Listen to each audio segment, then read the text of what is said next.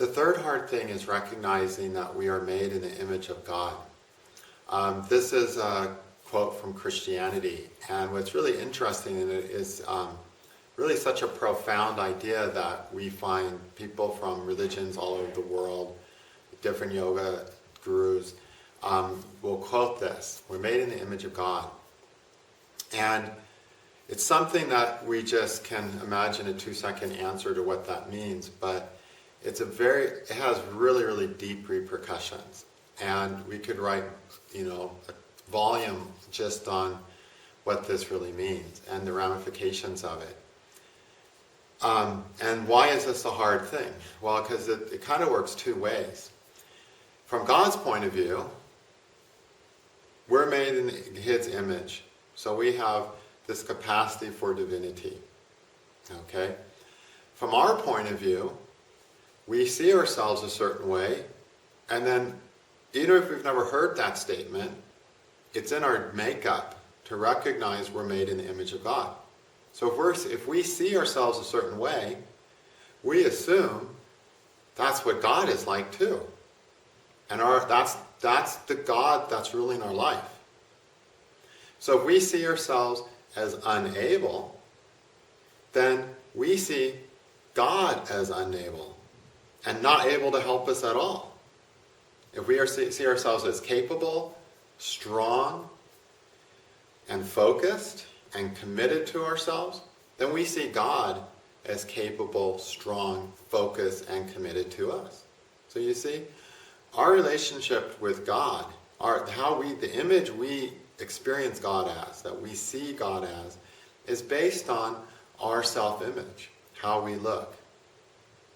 Okay, for those into astrology, the sun is a symbol of God. The moon is a symbol of the individual person. Each one of us is a moon. And the idea is the one God can have countless reflections. So you can have lakes all over the world, and they can all reflect the sun. Okay? And you can see the sunlight reflecting off all these lakes. Of course, depending on what's going on in that lake, it's a different reflection that's emerging, but it's all the reflection of the same light. So that's sort of the analogy of what we're like. We're all reflecting the light of God, and that reflection is our self-image. So if we have a healthy self-image, then when we look into that mirror of our self-image, what we see there is the reflection of God. And we are going to relate to the universe, we're going to relate to life, we're going to relate to God based on what we see there. So our self-image is critically important for determining how well we can go out there in the world and achieve. And how well we can go out there and believe happiness is even possible and that love is even possible. One of the things that it really boils down to that's so important in relationships is faith. If we don't have faith in life, we're not going to trust our partners. We won't trust anything, but we especially won't trust the people in our lives. So, if in our self-image we don't have faith in ourselves in any level, then we don't expect God to be faithful on that level. We're not able to have faith in God on that level. And then we're not able to have faith in our partners either. Okay? So much hinges on our self-image that we have to have a healthy self-image if we want anything in life to work. Okay? So we are made in the image of God, but the image of God we're seeing, how that image is, the distortion of that is based on how we feel about ourselves. If we feel good about ourselves, we see God as a force in our life that can make a difference. If we feel bad about ourselves, we don't see God as a force in our lives that can make any difference, and we don't have faith. And there's a lot of people who, when they look at themselves, don't feel good about themselves, and then they say they have faith in God, but they don't, and you can tell in their actions. A person who has faith has very different actions than a person who doesn't. A person with faith is able to trust other people. Okay? A person without faith cannot trust other people. Okay? A person with faith trusts that life will work out. A person without faith doesn't trust it and gets stressed and nervous and scared. Okay? So, we have to heal our self-image if we want to have the strength and the faith to really move forward with our life. So much comes down to our inner self-development, healing our wounds, healing our psychology. Okay? I see this all the time where people, they're like trying to control things or dictate things or force things, and they always don't work. Life doesn't work that way. And it's because they don't have faith in life, and they don't have faith in life because they don't have faith in themselves. So the image that's reflective of life that they see inside themselves is one that can't do anything good. Okay? I hope that's clear. This is the serious ramification of that. So we have to develop a healthier self-image. How do we develop a healthier self-image with this principle? Well, we go, okay, we're made in the image of God. That means all of us are equally capable. The beautiful thing about life, we're equally capable in thousands of different ways. This person's capable of spreading love and light this way, person in this way. But they're equally capable of spreading love and light. This person's capable of happiness, this person's capable of happiness in completely different ways, doing completely different things, but we're all equally capable of happiness. Okay, so details aside, our capabilities are equal, and they're equal to the fact that we're made in the image of God. So, to get in touch with that image, when we look inside of ourselves, it's like, it doesn't really look that way sometimes when we just relate to ourselves, because we can have such difficult relationships with ourselves. We have to heal that.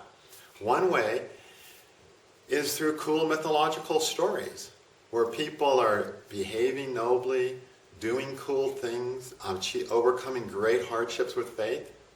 And by getting in touch with those novels, we can start seeing ourselves that way.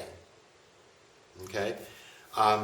Reading the Srimad Bhagavatam is a classical way of doing this. This is a mythological book from India.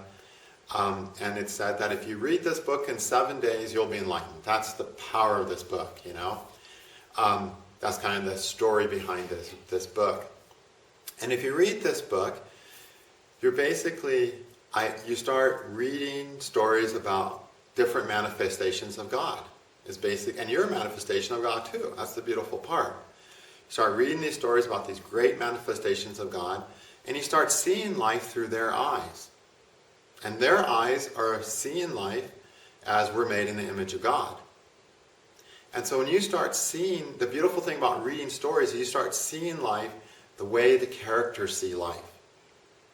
And this book can really boost your self-image, that you start seeing yourself as an aspect of divinity and not all this baggage, you know. It's really interesting how powerful reading can be. When I was a kid, it's like 8 years old, my dad came home with a Western novel, right? He goes, he's from Germany. He goes, I used to love to read Westerns, and this was like my favorite author, and I found it on sale at the library, and he gives me this book by E.B. Mann. And I read it, and I loved it, and he had about 2 of them. I read that and liked that. I spent the next 2 years reading Westerns. And in all these Westerns, you know, these heroes are walking around with chips on their shoulders. I mean, no one screws with their honor. No one disrespects them. I mean, they're like pulling their guns on the street because somebody disrespected them. And I started seeing life like a gunfighter, you know. I would get in fights at school because someone would bump me in the hall. You know, I mean, one time I was walking down the hall, and there was this one bully kid. I was like really a skinny kid, you know. There was this big kid, he was one of the bullies, and when he saw me coming, he went like this and just smashed my shoulder, and I was like, all right, I'll go 50-50. You know, you're in my way. It's a crowded hall. We're going to bump each other. I'll go my 50, you go your 50. You know, each twist our shoulders enough out of the way to pass each other. So he went like this, like we were each going to be, you know, respectful to each other and each shift 50-50. But then he just went boom and slapped me and started laughing. And I stopped him. And we had it out in the hall. We were fighting in the hall. It's like, no, you don't disrespect me like that. I'm now always seeing the world as a cowboy. I had 17 street fights between the age of 8 and 13. You know, I had 5 street fights with the guy who lived across the street with me who was 2 years older than me. I was in 3rd grade, he was in 5th grade. The last street fight happened, I was in 5th grade and he was in 7th grade. The first 2 street fights he beat me, the middle one was even, the second 2 I took him out. It was really awesome. So I was like, wow, what reading those books had done to me. Not a good thing, right? I literally was seeing the world as a gunfighter, you know.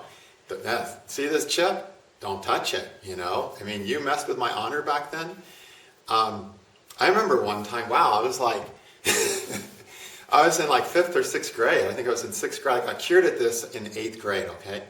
But in like 6th grade, there was this kid and he was just looking at me. He was looking at me and he was looking at me.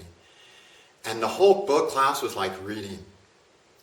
And I'm in 6th grade, but he would keep looking at me with the evil eye. And I finally looked at him and I stared at him. And I said,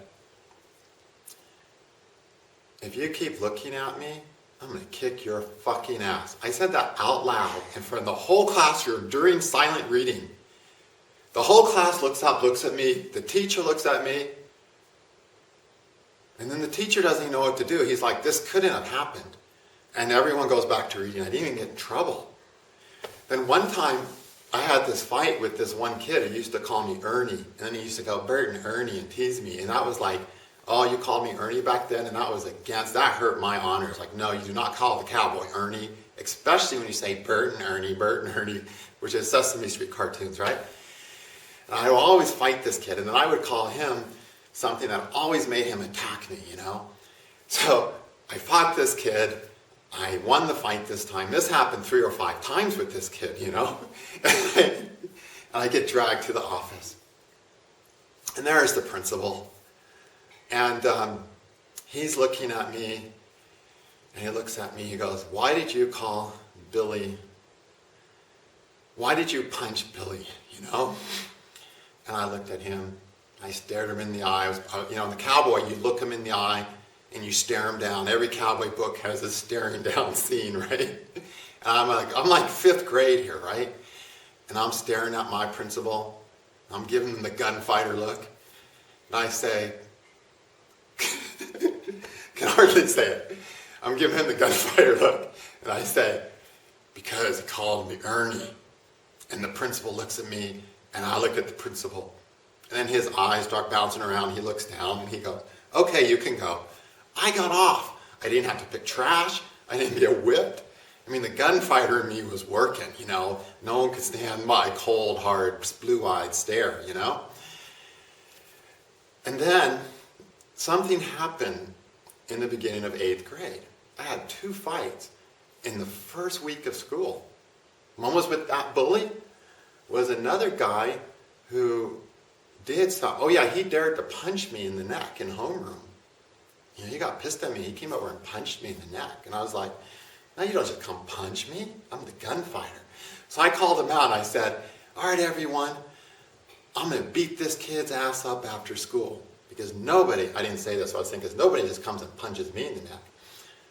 Next thing you know, I don't get to go to school for 3 days. I'm like taken home, and I didn't even get the chance to be there after school because they sent me to the office. He said, oh yeah, there was talk about continuing the fight.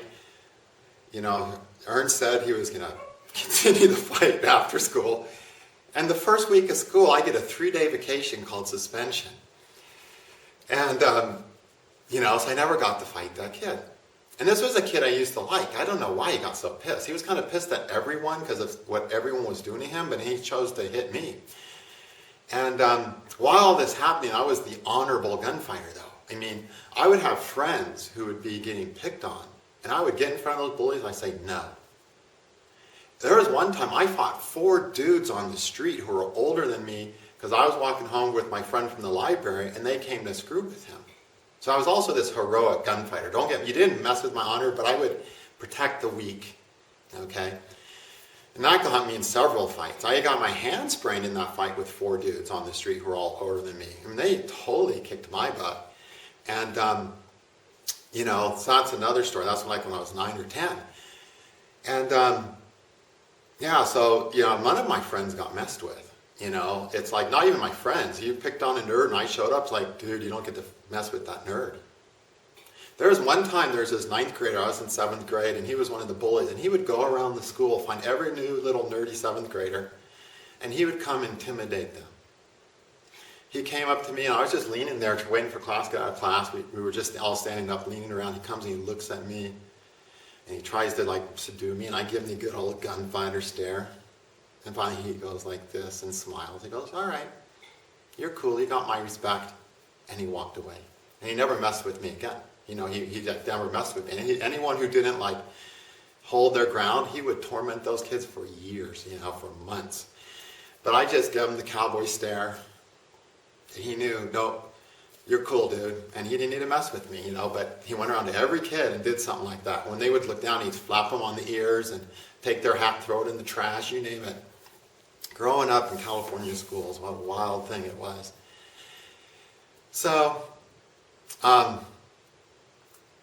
after that week of those 2 times I got in trouble, I also managed to get arrested for selling throwing stars. And then I got a week vacation. I was actually selling throwing stars to all my friends at school, I was an illegal arms dealer in 8th grade, right?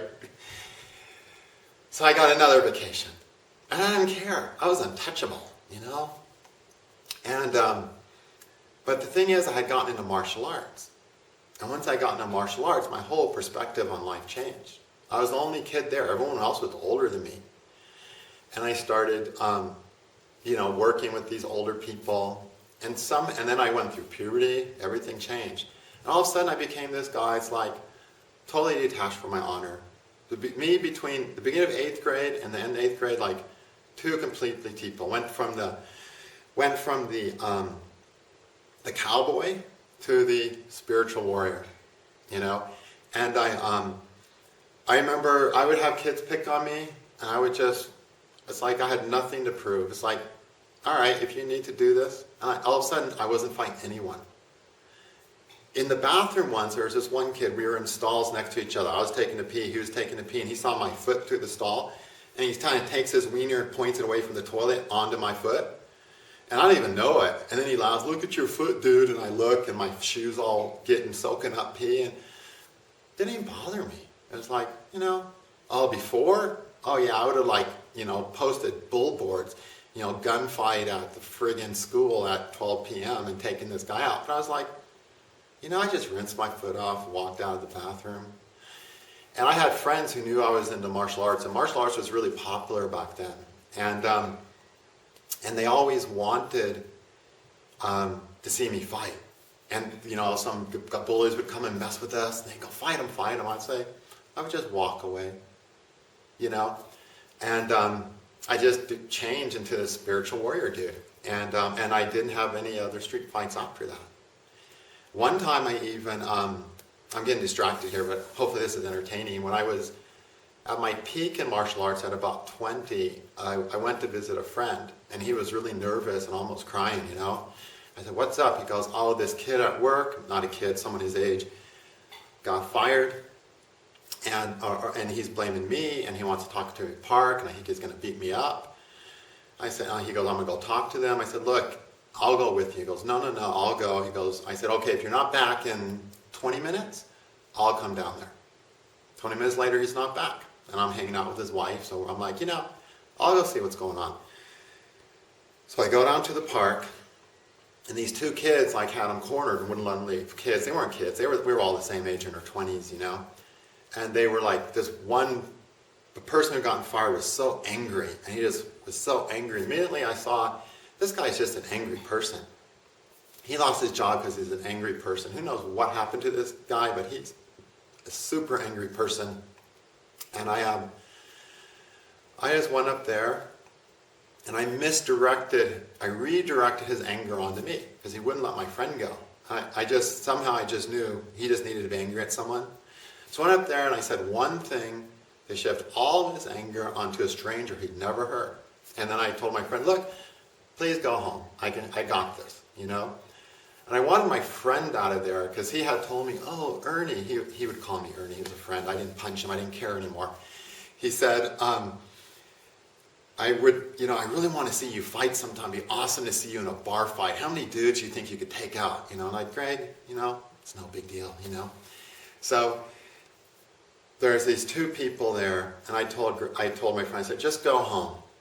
And I wanted him to go home because I didn't want any around who was like itching for a fight, you know. And I sat there, and I just was chill. And in the style I'd learned, we don't have a fighting posture that looks like an aggressive stance. And just standing there is like a serious fighting posture, but it looks like you're just like, I don't care. Go ahead, hit me if you want to, I don't care.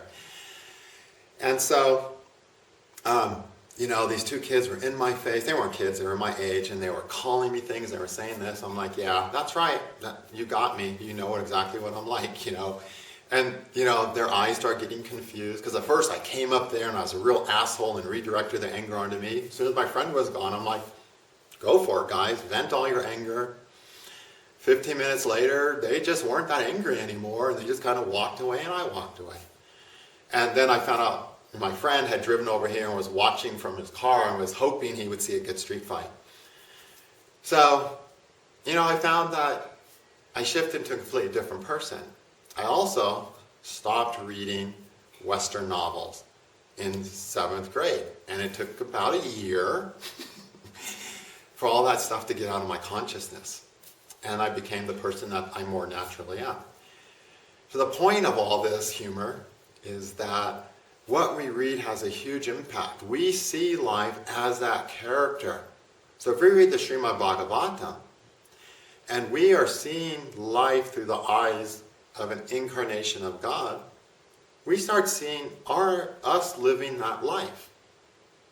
And we start becoming a person who can be happy, who can be a source of happiness and inspiration to other people. So these old myths, reading old myths, Srimad Bhagavatam's great, have a lot of deep meanings. The best Srimad Bhagavatam to get to start with is the abridged version by Kamalya Subramanya. You can get it on Kindle for $1, okay? I'll maybe remember to put this down below somewhere so you all can grab it from Amazon if you want. Because it just has the juice, the stories. You don't need all the weird technical stuff that, maybe for a second read the unabridged, but you really just want to immerse yourself in these stories of incarnations of God living their lives. So you start embracing an image of divinity that is truly who you are. Because we are all truly that. None of us are cowboys, So we need to shift our image. So reading these books is one way. Looking at examples, having healthy examples of people. They're made in the image of God. I'm made in the image of God. I should be able to proceed through life this way. This is why we need heroes. There's this idea we need heroes. Not goofy superheroes like, they're churning out on Disney right now, but, good examples of people. Recognizing that as images of God, as they're moving forward, why can't I do the same? And know what the best thing is? The best thing is simply the belief of someone who's living more as a true image of God than you. Their belief in you is a gold mine.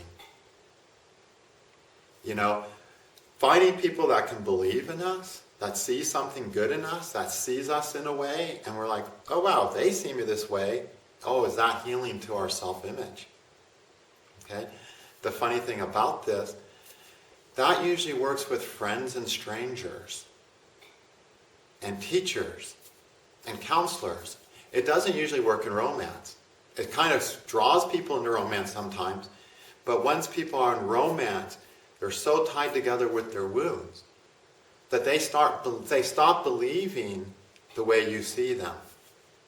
Whenever we first fall in love, we see that person as an image of God, and we just think, you can do anything, and I can do anything for you. That's what everyone thinks when they first fall in love. They see that person, you're an image of God, you can do anything, and you feel like you can do anything to be with them. It's just this thing we have. We really get in touch with the fact that we're made in the image of God, and we have all this faith in life because of this blooming attraction,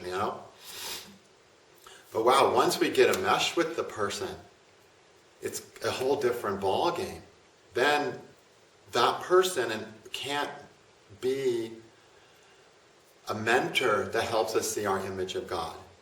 And we can't be their mentor once we're in romance. All we can do at that point is engage, and a lot of that engagement is happening with wounds, which means it's going to be painful and hurtful. Okay? So there's a beauty to non-romantic relationships, and that is people who have something to be a good example about. Their words of encouragement, their words of faith in the other person can help restore a person's hurt and damaged self-image tremendously.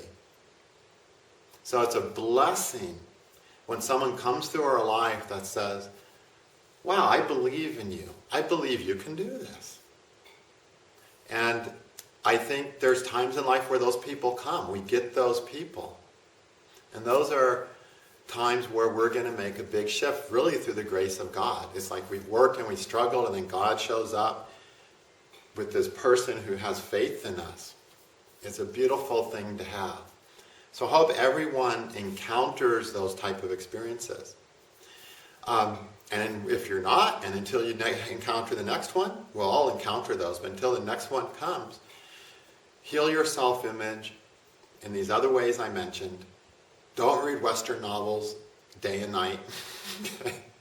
I probably would have been enlightened if I'd read that much, in the Hindu religious books, mythological books.